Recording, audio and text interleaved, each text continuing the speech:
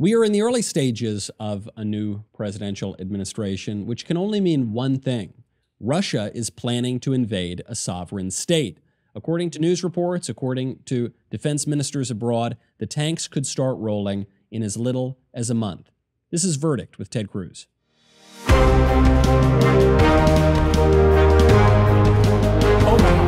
Omaha Steaks is a proud sponsor of Verdict with Ted Cruz.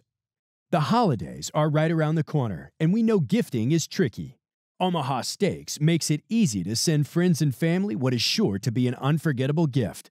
Go to omahasteaks.com and enter the code CACTUS into the search bar to order the perfect gift package. This special holiday offer includes over 20 entrees to share with friends and family this holiday season. Some fan favorites are the bacon-wrapped filet mignons, gourmet jumbo franks, chicken breasts, sides, and desserts. Plus, you'll save over 50% and get 8 free burgers by typing Cactus into the search bar. These burgers are basically a steak between buns, and 8 of them are totally free with this offer. Visit omahasteaks.com, enter Cactus into the search bar, and save over 50% when you order the perfect gift package, plus get 8 free Omaha Steaks burgers. Incredible flavor, incredible value, 100% guaranteed. That's omahasteaks.com and enter Cactus into the search bar. Verdict with Ted Cruz is sponsored by Stamps.com. If you're looking for ways to skip the trip to the post office and dodge all that hectic holiday shopping traffic, why not save time and money with Stamps.com? Stamps.com lets you compare rates, print labels, and access exclusive discounts on UPS and USPS services all year long. Here at Soundfront, we use Stamps.com to send you merch like that sweet, sweet cactus hat, to do business on the road and to save time and money. It just makes sense, especially if your business sends more mail and packages during the holidays. Whether you're selling online or running an office or a side hustle, Stamps.com can save you so much time, money, and stress during the holidays. And get discounts on post office and UPS shipping services without making the trip. Discounts you can't find anywhere else, like up to 40% off USPS rates and 76% off UPS. Going to the post office instead of using Stamps.com is kind of like taking the stairs instead of the elevator. If you spend more than a few minutes a week dealing with mail and shipping, Stamps.com is a lifesaver. So save time and money this holiday season with Stamps.com. Sign up with promo code VERDICT for a special offer that includes a 4-week trial, free postage, and a digital scale. No long-term commitments or contracts. Just go to Stamps.com, click the microphone at the top of the page, and enter code VERDICT. Verdict with Ted Cruz is also sponsored by American Hartford Gold. I'm sure I'm not the only one who's noticed everything is getting expensive. We are in the biggest economic crisis since 2008, with a government that's printing trillions and trillions of dollars. Consumer prices are the highest we've seen in 30 years. Inflation is certainly here to stay. And if the government continues its out-of-control printing and spending, the dollar could continue its free fall and lose its coveted role as the world reserve currency. So how do you protect your money, your retirement, and your savings? Well, American Hartford Gold can show you how to hedge your hard-earned savings against inflation by helping you diversify a portion of your portfolio into physical gold and silver. They'll even help move your existing IRA or 401k out of the volatile stock market into a precious metals IRA. And they make it easy. They're the highest-rated firm in the country with an A+ rating from the Better Business Bureau and thousands of satisfied clients. And if you call them right now, they will give you up to $1,500 of free silver on your first qualifying order. So don't wait. Call them right now. Call 855-768-1883. That's 855-768-1883, or text CACTUS to 65532. Again, that's 855-768-1883, or text CACTUS to 65532. Welcome back to Verdict with Ted Cruz. I am Michael Knowles, having deja vu all over again. Hold on just a second, Michael. Hold on just a second. Let me jump in here, because I think there's another very important topic that we might want to touch on right here at the top of the show. So if I may, Senator, Jimmy Kimmel, can we address this for just a second? Because Jimmy Kimmel has been going after you for about a week now. Yes, we're laughing because our viewers are probably aware of this. He's been tweeting out some kind of disturbing, disgusting images of you. What do you make of this? What is going on here? Well, look, Jimmy may be a Russian communist. At a minimum, he's clearly disturbed, and you know, I'm kind of reminded of the Mean Girls meme. You're kind of obsessed with me. Every night, Jimmy Kimmel seems to be hitting me in his monologue. He put out this really horrific photoshopped image of my head on this fat dude's naked body who is straddling an enormous hot dog, which I don't know if this is like some homoerotic fantasy he has. It's a little frightening. I guess I should be flattered that it is a ginormous hot dog, but I don't understand why this exists in the Twitter sphere. I will say, though, that I do have a standard policy, which is every time Jimmy hits me, and it seems to be a regular occasion, I respond by simply observing that when Jimmy and I last saw each other, we played basketball. We played one-on-one hoops, and long and short of it, and actually long of it because it was a really long and ugly game, but the long and short of it is I kicked his ass, and so I've had some fun putting out a highlight video entitled Buckets and Blocks, that consists of me hitting jump shots, driving to the lane, driving left, driving right, scoring on him, and then the blocks are just rejecting the hell out of his shots, one after the other after the other. A few times I foul the hell out of him too, but it is a wonderful reminder that and by the way, that game came to pass. We actually raised $80,000 for charity to play that game. But neither one of us wanted to lose, and well, one of us did, and Jimmy seems to be having a really hard time getting over it. Yeah, this is a pretty extreme case of sour grapes. I think mixing that with his ideology, and man, like, I think the word you used is correct. It was pretty disturbing, pretty disgusting, the things that he's posting on Twitter. It's, you know, I have to say the game was interesting because he didn't have a sense of humor about it. He was like really serious, and like when we walked out on the court, we played at TSU, Texas Southern University. 6,000 people came out to watch the game. I mean, and it was, as we're walking out there, he comes out to confetti cannons and like loud music, and we had, you know, Gus Johnson and Isaiah Thomas were broadcasting the event. But as we're walking out, he turns to me and says, "Prepare to be humiliated." and it was not it was not in jest. It was like Ivan Drago in Rocky IV, going, you know, if he dies, he dies. That was essentially his sentiment, and I think he thought he was going to have a great time dominating me, and that is not, in fact, what happened. Now, I will say one of the ESPN announcers had a point. He said, if Dr. Naismith had seen what happened here tonight, he would have invented a different game. It was an ugly game of basketball, but a W is a W is a W, and poor Jimmy's got to live with that the rest of his life. Yeah, well, I think that's where we leave that. I mean, he can do his sour grapes on Twitter, but you've always got that win in your pockets. All right, Liz, we'll see you back at the end of the show to get into the mailbag. And frankly, I see why you had to get to that topic first, because as disturbing as the invasion by Russia of another country is, nothing could possibly be as disturbing as that photo on the hot dog from Jimmy Kimmel's account. So we will see you at the end of the show. Now, Senator, into another disturbing topic. This is real. Yep. I mean, this is not just a more media hype about something. We know that Vladimir Putin invaded Georgia during the Bush administration. We know he invaded Crimea during the Obama administration. Now it appears that he is poised to go into Ukraine again. How credible is this? What does the timeline look like? And why are we supposed to care? What are we supposed to do about it? Yeah, so it is very credible. The timeline is short. So there are right now over 100,000 Russian troops massed on the border of Ukraine. And those numbers are growing. They're growing on a daily basis. And the Biden administration over the past several days has declassified documents that suggest we could see an invasion of Ukraine as early as the beginning of next year, as January or February of next year. You know, there's several points, and this stuff is complicated, but, you know, in many ways we're getting back to really the origins of Verdict when we started. You know, our very first episode in the basement in the bowels of D.C. and on the first impeachment trial. was explaining Ukraine and Burisma and impeachment and natural gas and all of that. And you remember one of our first episodes said, all right, well, what is Ukraine? Let's start with that. You know, Ukraine is a country. It is a country that is to the west of Russia. It is a country that used to be to part of the Soviet Union. And when the Soviet Union broke out, it's one of many countries that became its own independent country.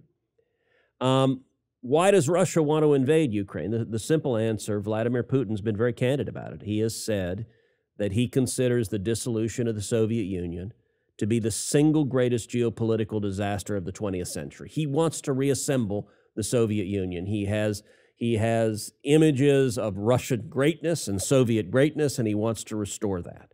And that means he wants to conquer his neighbors. Now, why is this happening now? Some of it is testing a new president, and you're absolutely right that Russia and all of our enemies test a new president.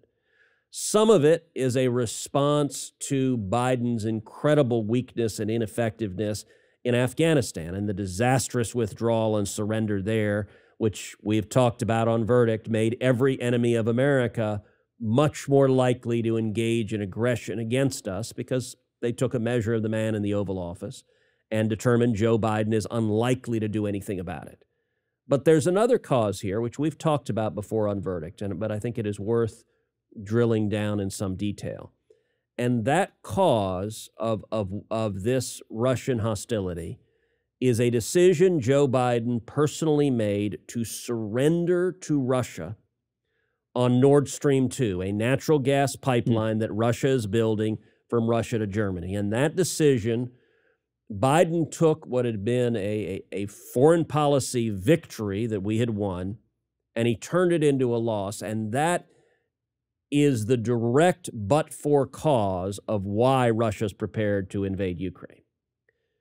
Now, let's start with, what does a pipeline have to do with Ukraine? Because that's not immediately evident to someone who is analyzing it and thinking through it. Well, I remember I had this thought when you brought it up, Senator, and we've talked about it a little bit on this show, but I would like, because things seem to be coming to a head, so I do want to be able to understand this. But I think I think there's this question of, as Barack Obama said, why do I care if Russia exerts influence in its traditional sphere of influence? What do I care about Ukraine? I don't know anything. Most people, as you point out, probably don't even know where Ukraine is on a map. And what does it have to do with this pipeline? I guess I care about pipelines because I care when gas goes through the roof like it is doing right now. But where is the interest for the average American citizen? So Vladimir Putin is a bully, he's a thug, he's a tyrant. He commits murder and torture and lies and oppression on a regular basis. And he wants to dominate his neighbors. He wants to rebuild the Soviet Union. Now, look, we spent decades fighting a Cold War. The Soviet Union was a very dangerous adversary. It's not in America's interest to see Putin rebuild the Soviet Union. It's not in America's interest to see an enemy who wants to defeat us get stronger and more powerful. When it comes to energy, there's a second component of it, which is that Putin uses energy to blackmail Europe, to force Europe to do what he wants. And you know, there's a phrase that John McCain used to use that I think is a really apt phrase, which is that Russia is a gas station with a country attached, which is the source of Putin's money that he uses to pay his army, to buy his tanks, to buy his missiles, to develop the nuclear weapons he has pointed at you right now in Nashville, pointed at every major country in America. The source of that money is energy, selling oil and gas. Now, 2014 was the last time Putin invaded Ukraine. And he invaded a section of Ukraine called Crimea. But then he stopped. He didn't go all the way into Ukraine. He didn't invade the entire country. He didn't go into the capital, which, you know, the capital, everyone used to pronounce it Kiev, and now it's considered, I guess, more enlightened to pronounce it Kyiv. So I have to refer to one of my favorite dinners as chicken Kyiv, Apparently. not chicken Kiev. Right. Apparently, whether it's one syllable or two, I will leave that to the linguists. But the reason he didn't march into all of Ukraine is right now the principal route that Russia uses to get its natural gas to Europe is going through Ukraine, is pipelines that go right through the middle of Ukraine. And Ukraine makes a bunch of money on these pipelines because it's how they send Russian gas to Europe to heat their homes, to provide energy for their homes. And right. So Putin faced the risk if he sent tanks into the heart of Ukraine, if he invaded Kiev, that those pipelines could be destroyed, that they could lose their ability to get their gas to market, and it protected Ukraine's safety and security.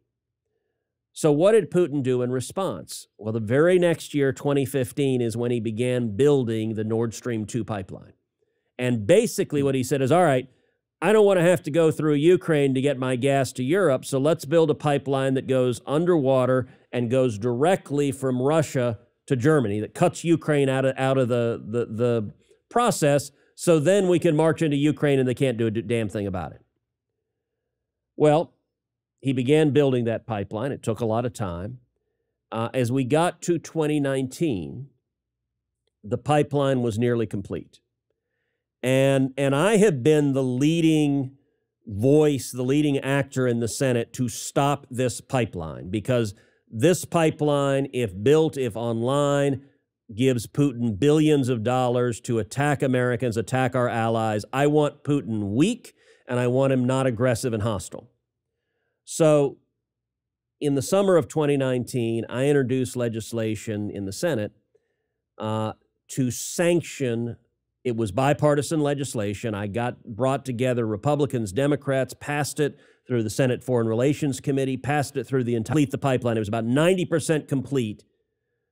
When President Trump signed the sanctions into law, they stopped building the pipeline that day, not the next day, not a week later, not a month later, the day the sanctions were signed into law. And they were designed because they would have bankrupted any company that continued to build the pipeline. So what happens next? This is December of 2019.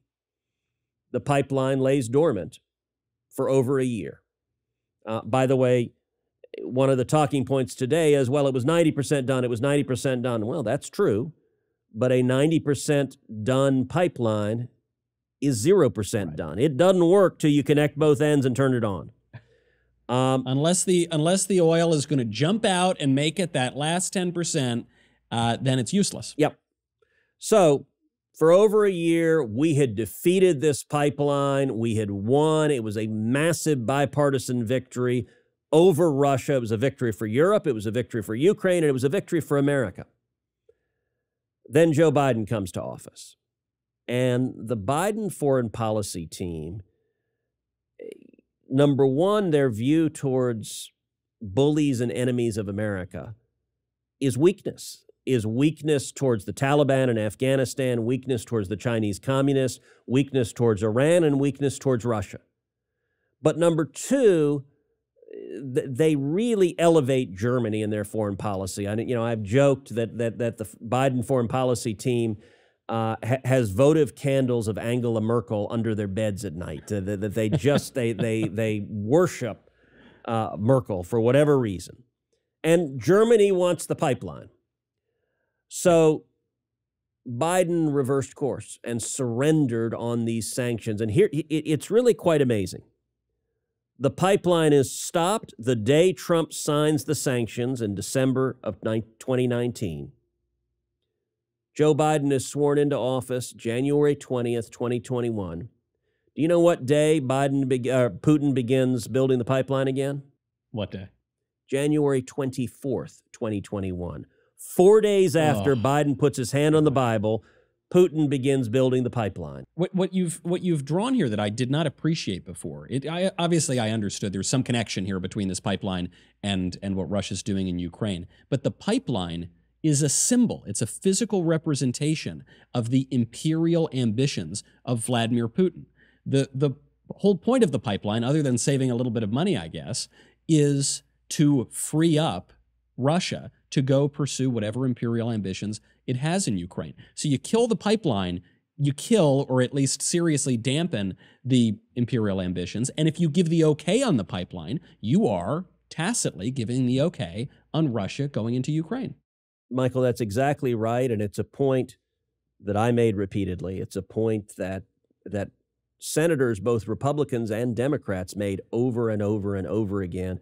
It's also a point that was made by Ukraine and Poland. So this summer, when Biden formally surrendered to Putin and waived the sanctions that were part of U.S. law, Ukraine and Poland put out a joint statement condemning that decision and saying giving in to Nord Stream 2 creates a grave security threat against Ukraine and Central Europe. Because once the pipeline is on, Putin can drive the tanks into Ukraine and not worry about whether they destroy their pipeline or not, because he has another way to get the gas to market. The amazing thing is, so where are we now? On the pipeline is now complete. So Biden surrendered, allowed Putin to complete it, but it's not on yet. And the reason it's not on is before it can be turned on, it has to go through certification. It has to go through the final regulatory approval in Europe before they can turn the pipeline on, which means Biden can stop this right now. If he simply follows the law, so he has waived the sanctions, he could revoke the waiver. And so, earlier today, we had testimony in front of the Senate Foreign Relations Committee from Victoria Nuland, who is the Undersecretary of State. And I asked her directly, could President Biden today impose sanctions on Nord Stream 2 by simply revoking his waiver? She said, yes, he could do it today. If you want to stop Russian tanks from driving into Ukraine and conquering them, Joe Biden needs to bring out a damn pen and piece of paper and impose the sanctions that Congress has mandated. But he doesn't want to do it. And so Democrats are playing the blame game. It's amazing. You asked, why should we care about Ukraine? Listen, let me be clear. We shouldn't send American troops to go defend Ukraine. I have no interest in sending American soldiers or sailors or airmen or Marines to be in harm's way to go fight the Russian army. That's a bad idea. But we've got enormous leverage. These sanctions are using American economic power to stop military tyrants from dominating Europe and threatening America. And we should use them. We should also be providing lethal defensive weapons to Ukraine. Ukraine wants to defend themselves, but Russia's got a lot better weaponry, a lot better equipment than Ukraine does. And Ukraine, I went and visited Ukraine back in 2014 and went to the Maidan Square where you had protesters who were being shot in the square when they were standing up. And the people of Ukraine want to be allied with America. They want to be allied with the West. They want to be allied with Europe. They don't want to be subject to Putin and Russia's domination. And it's in our interest for them to be an ally. And so, but you know what? Joe Biden and the Democrats canceled the sale of lethal defensive military equipment to Ukraine. So they're not even helping the Ukrainians defend themselves.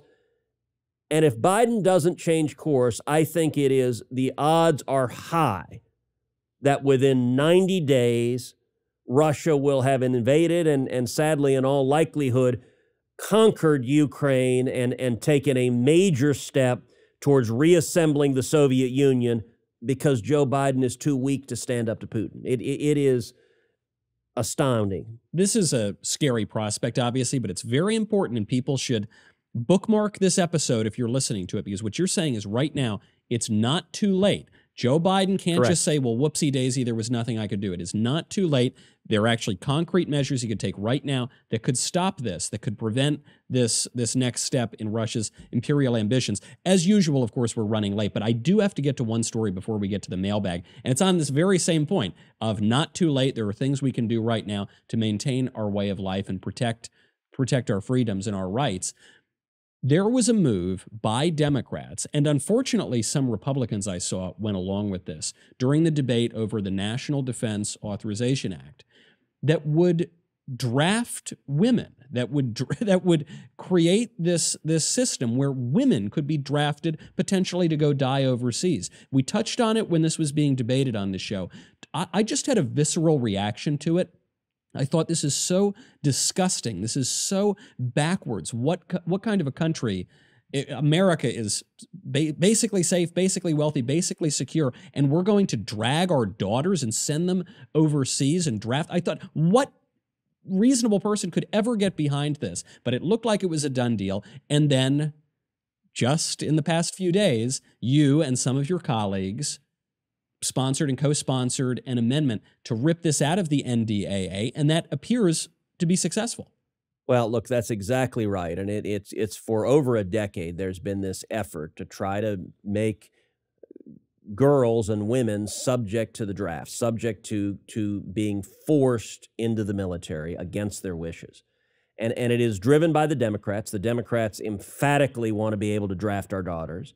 And sadly, there are a bunch of compliant Republicans that are scared to stand up to it. They think, oh, well, if I say we shouldn't draft our daughters, somehow I don't like women. What utter garbage. Listen, I've got 2 daughters.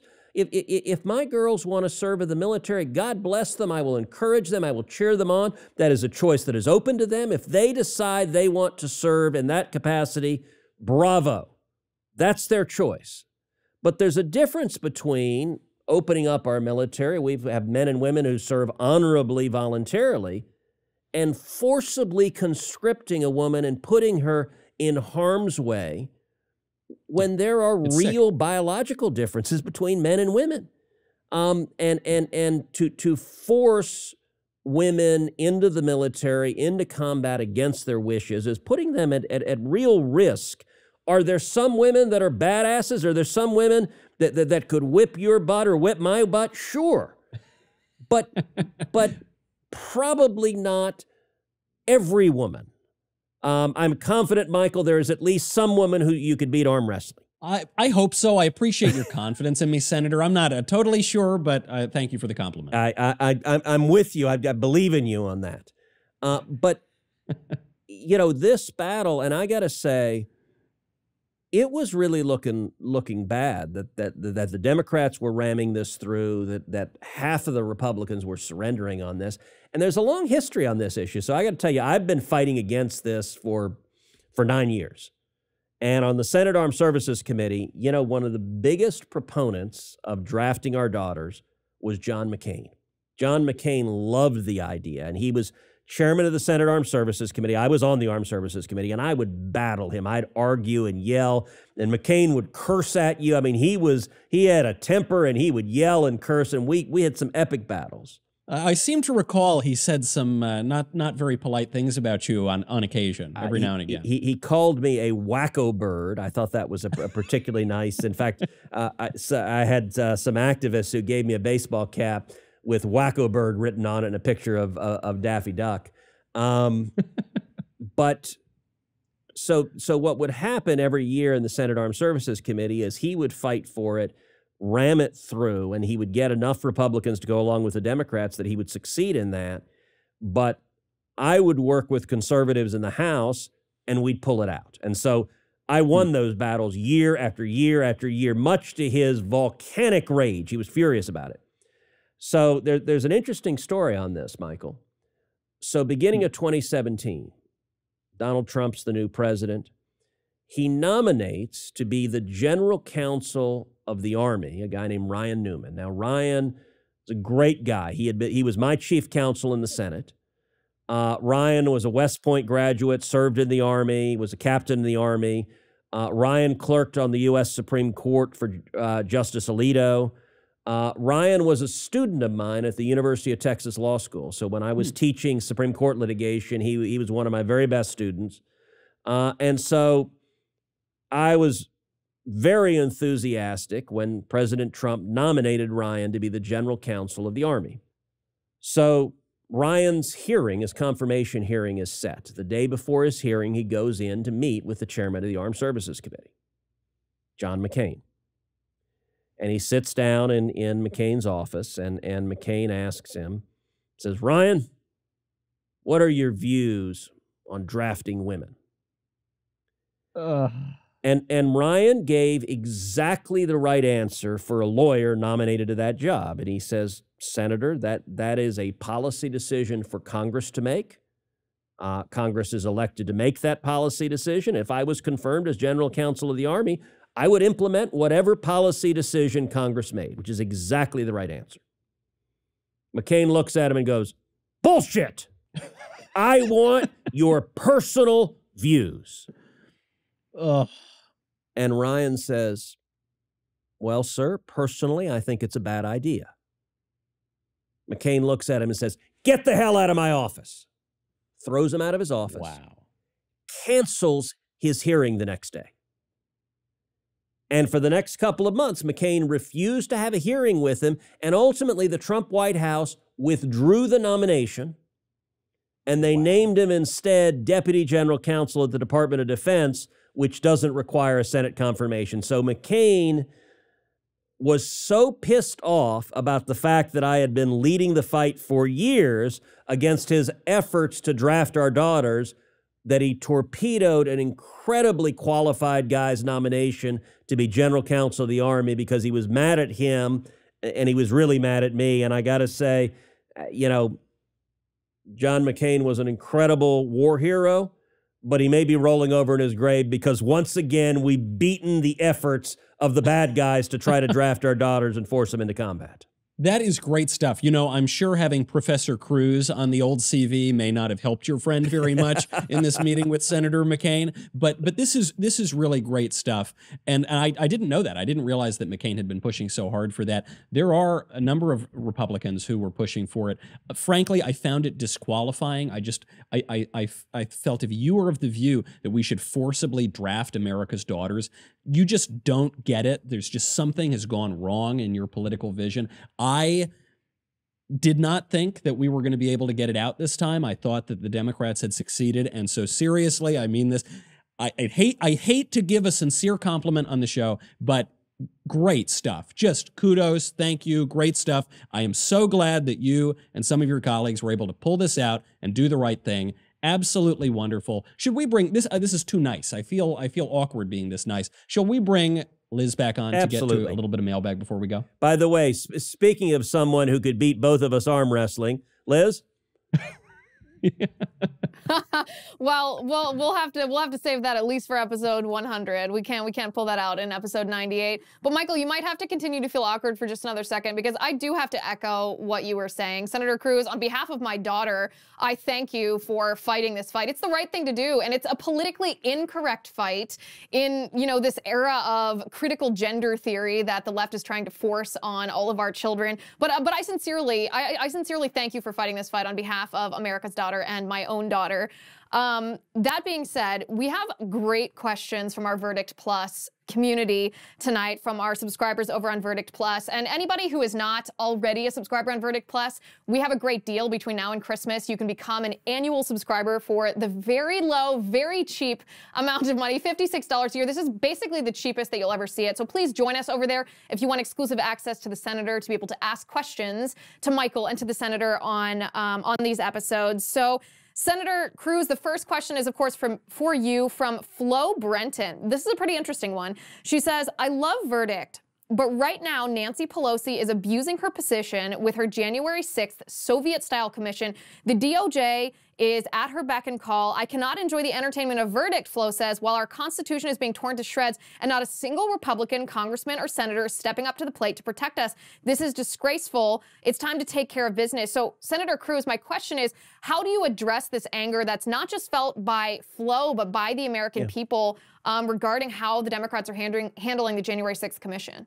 Well, listen, Flo is exactly right that what Nancy Pelosi and the Democrats are doing is a sham. It is a political kangaroo court. This is a commission set up in Congress that is all Democrats. And then when Kevin McCarthy, the leader of House Republicans, named some Republicans to it, Nancy Pelosi said, no, you can't have the Republicans you want. And so she put Liz Cheney and Adam Kinzinger on there instead, which when you have a Democratic speaker picking who she wants, let me tell you, the conclusions are already decided. This is a political operation. The conclusions are that every Republican in America is a terrorist, and the only hope for America is for Democrats to rule us as our benevolent dictators for the next 1,000 years. That's the conclusion of the Nancy Pelosi January 6th Commission. That is designed to be the conclusion. It is the purpose of the show trial. And it is consistent with the abuse of power we've seen from the Democrats. You know, I will say Flo's question talked about the Department of Justice and their abuse of power. And you're right that this is an incredibly political Department of Justice. I can tell you that I, for one, am doing everything humanly possible to try to hold DOJ to account, to hold the Attorney General to account, to shine a light on their abuse of power, to shine a light on their partisan and political witch hunts and persecution of people for their political views, including free speech, whether it is targeting parents for going to school boards and speaking out, or targeting people on January 6th who engaged in peaceful protest. That is protected by the Constitution. Violence is not. If someone engaged in violence on January 6th or any other day of the year, if you violently assault a police officer, I don't care if your politics are right wing or left wing. I don't care where you fall. If you engage in violence, you should be prosecuted. But the Democrats are cynically using those that did engage in violence as an excuse to target and go after the political speech of millions of Americans they just happen to disagree with. And it is a total abuse of power. And I agree, we need to do everything we can to hold them accountable. It is disappointing, too, I think, to see, you know, the Republicans, Cheney and Kinzinger, acting like Democrats when they have a responsibility to their constituents and to the American people to make sure that the DOJ isn't abusing their power, but they're not living up to that responsibility. So the next question is from our tried and true friend here on Verdict. This is Real Truth Cactus. She asks, what happened at the school in Michigan was terrible. I do think on a legal level, it is strange that they're pursuing charges against the parents. She asks, has this ever been done before? Do you think it will set a legal precedent to press charges against the parents of children who commit violent acts? Well, it's a good question, and we don't know all of the facts of what happened there. It was a horrific school shooting of yet another troubled teenage boy who took a gun to school and opened fire on his classmates. And we've seen far too many of those horrifically across the country. I've seen too many of those in the state of Texas. I was at the Santa Fe High School just outside of Houston on the morning of that horrific shooting, and Santa Fe High School is less than an hour from my house. So I was there within minutes after the shooting, and it remains one of the worst things I've ever seen in my life. We've seen far too many of these. Whether the parents can and should be held to account depends on the facts and circumstances of what happened, and it also depends on what the state law is. My understanding is, in this circumstance, that the parents had purchased the firearms, had kept them in an unlocked drawer, I believe, where their teenage son could access them. And it also appears from some of the back and forth that the parents had good reason to know, or at least very seriously suspect, that this was a deeply troubled child who could well be a danger to others. And if those are the facts, I think there are a lot of states, Michigan and others, where parents could be held liable if you know, I'm a gun owner, but I keep our firearms locked up because I don't want our kids accessing our firearms. And I think responsible gun owners, that's what we do. Is we don't want to see children, particularly young children, playing with guns, having an accidental shooting.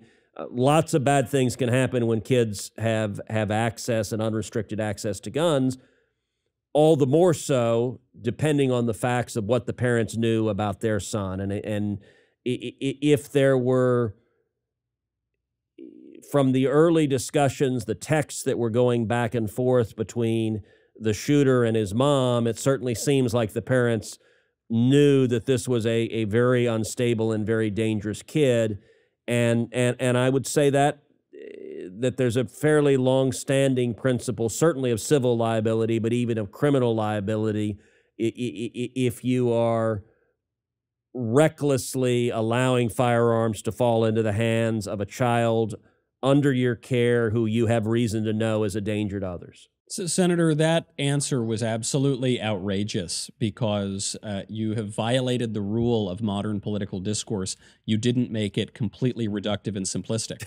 And so I think what everyone is expecting is you need someone to say absolutely 100% ban all guns, repeal the Second Amendment, and throw anyone who owns a gun in the clink. Or, you know, you can do whatever you want with your gun and you can leave 20 rifles on the roof of your home and with big signs that say, come take this rifle right here. But of course, that's not the case. There is such a thing as prudence, and our liberties require that we exercise them with prudence. And so I think that's a terrific way to view it. And it's obviously it's going to change state by state, and political activists are going to try to exploit these events, as often they do, to score whatever ideological point they have. But what's much more interesting than those shallow ideological points are the details, or the facts, and the questions of prudence. Right, because the mother allegedly texted her son, "Don't do it," as soon as she heard it on the news. The father reportedly called the police and reported that his gun was missing. He said he suspected that it was his son that was shooting. So these parents had some awareness. It also should spark the conversation, not just about the laws that are currently on the books, but how should this be handled if parents are aware of this? Are they culpable? Should they be liable? What should the laws be? And that's a policy discussion that politicians should have, as well as talking about the diversionary policies that some of these schools have implemented when they see red flags from these students, including violent drawings and violent comments, and how they handle that outside of the criminal justice system.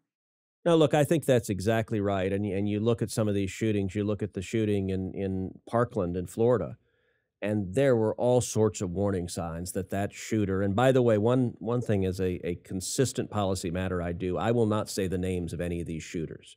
These evil bastards who commit mass murder, they want their names to go down in infamy, and I very consciously will never repeat their names because I'm not interested in giving them that infamy. But the Parkland shooter, there were multiple interactions with law enforcement. And Liz, you pointed out a policy that politicians have put in place, that when you had people that engage in acts of violence and threats against fellow students, and the schools cover it up, and the schools don't report it to law enforcement, and the schools don't treat it seriously, it has the potential of escalating and putting the lives of other students at real risk.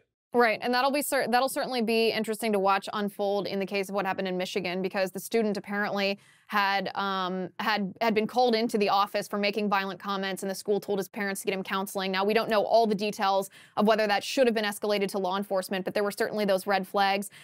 Senator, the next question is from Brent. Brent asks about a video that has gotten quite a bit of attention online. It's of Congressman Dan Crenshaw throwing shade at the Freedom Caucus.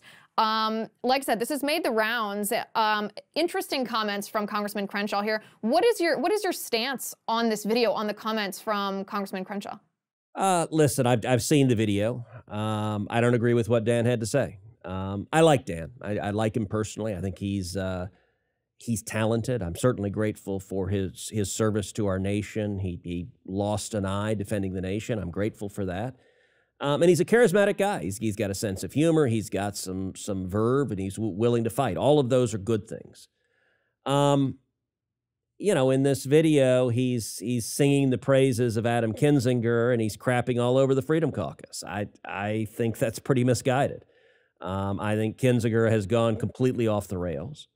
And there's a reason that he's not running for re-election, because Kinzinger couldn't get re-elected. And I think the Freedom Caucus, they are consistently the strongest conservatives in Congress. And, you know, there is a particular contempt that some congressional moderates have for conservatives who actually follow through on their promises. And, you know, it was interesting. I think the phrase that Dan used, he said, well, there are performance politicians and there are legislators. It is always a problem whenever you see someone use a word like legislator, and their voice always drops an octave. I don't know why, but it's much more serious when it's a legislator. What they mean is someone who's going to cut a bunch of deals with Democrats and give in. What they mean are the kind of Republicans who voted with the Democrats on the big infrastructure bill that just came in. That's what they mean. And actually, the other phrase, he didn't use it, but I was kind of surprised he didn't. The other phrase that you see congressional mods, they love to use, is they say there are workhorses and show horses. And what's a show horse? A show horse is anyone who actually does what they promised their constituents they would do, as compared to the workhorses who suck up to the Democrats and do what the Democrats want them to do. And, look, I guess it is easy sometimes for people to fall into that rhetoric. I think Dan was wrong in this one. There's also just an easy trap that unfortunately I know a number of my conservative friends have fallen into, which is, and especially this is true in D.C., you start to believe the things that you hear everyone talking about. And so if you hear constantly that Liz Cheney is this great Republican leader, or Adam Kinzinger, even more ridiculous, if you hear it enough and you're surrounded by it, you kind of start to believe it, or at least some people do. And I just think that, as you said, Senator, a little earlier when we were talking about the January 6th committee, the purpose of Liz Cheney and Adam Kinzinger in Congress right now is to do what Democrats want them to do. They might have an R next to their name, but their actual utility at the crucial fights is to act as the sort of court jesters in the kingdom of liberalism. That's why they'll go on CNN. They won't generally go on the conservative channels. And so talk about a performance that we're seeing, talk about showboating. That to me is the most spectacular, sensationalist performance of them all, and you can see it on CNN. And when you look at the Republicans who are constantly on CNN bashing other Republicans, to me those are the real performers. Well, and their purpose is even more than that. It's to be a beard. It's to cover up what's going on. This is a kangaroo court, and they're there because they have an R after their name, and it's to dress it up as something it is not, so that it has some modicum of credibility. And listen, the reality of it is going to be Kinzinger is not running for re-election because he couldn't get re-elected. I think Liz Cheney is extremely likely to be beaten in her primary because she has basically told Republicans and conservatives in the state of Wyoming, piss off. And I think in a little over a year, both of them will be regular contributors on MSNBC. And so they're auditioning for MSNBC right now. And that's not exactly that is not exactly worthy of dropping your voices your voice 2 octaves and calling them great legislators as a result.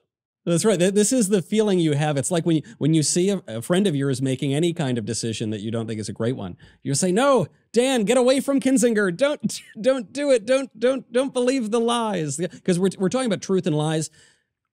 I generally find that when I tune into CNN, I'm seeing a lot of lies, and when I tune into CNN, I tend to see a lot of Adam Kinzinger. You know what you're not seeing when you tune into CNN? Chris Cuomo. That's it's too soon, Senator. It's too soon, but oh my goodness, but so right. It's also the only reason that I'm grateful for videos like this is because it shows us as the voters the true character of the people who are supposed to represent us. So it better informs our vote. So I'm disappointed in what Crenshaw said, of course, but it does show us a little bit of his decision-making process or his judgment. And for better or for worse, we do need to know that as the voters. On that note, if there is anybody on a college campus across the country who wants to bring Verdict with Ted Cruz, the senator, with Michael Knowles, to their campus this coming spring, submit your application by December 15th. You can apply at yaf.org/verdict. That is yaf.org/verdict to bring Verdict live to your college campus. It's a great old time. December 15th is the deadline, though, so submit those applications very, very soon. Excellent. Thank you, Liz. And Senator, I am so glad that you got to the most delightful news story, where there's a lot of heavy news stories today, you know, talking about what's going on in Russia, how there a little bit of hope. There is still time maybe to stop things if Biden will stand up and do it. The wins that we've had, where we're pulling some of our conservative friends back from the precipice. But the most delightful story is that the House of Cuomo has fallen. It's you know, it reminds us there's always a little silver lining in the storm clouds of politics. Michael, I will note one of my favorite words, foreign words, is schadenfreude. the German word for taking pleasure in the suffering of others. And I'll suggest perhaps a slight tweak to that, which is let us revel in Schadenfreude, taking joy in the suffering of Fredo Cuomo, the troubled younger brother who I believe was last seen in a rowboat on Lake Tahoe saying Hail Mary, and now he is on CNN no more. A legislator, a basketball champion, and a linguist as well. Senator, thank you very much. I'm Michael Knowles. This is Verdict with Ted Cruz.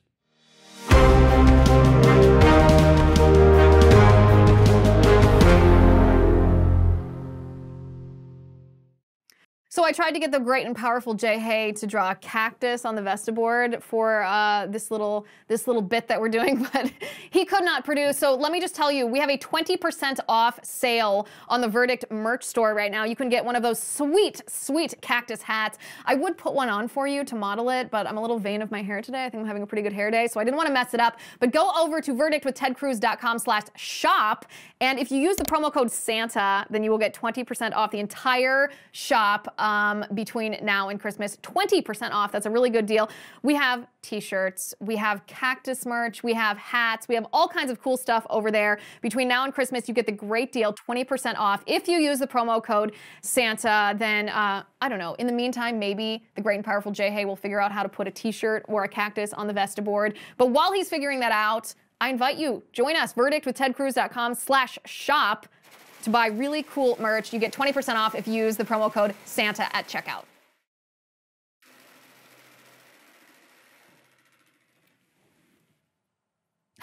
That's actually pretty good. This episode of Verdict with Ted Cruz is being brought to you by Jobs, Freedom, and Security PAC, a political action committee dedicated to supporting conservative causes, organizations, and candidates across the country. In 2022, Jobs, Freedom, and Security PAC plans to donate to conservative candidates running for Congress and help the Republican Party across the nation. If you like this video, you should click the like button, and then you should subscribe, and you should ring the bell, and you will never miss another video.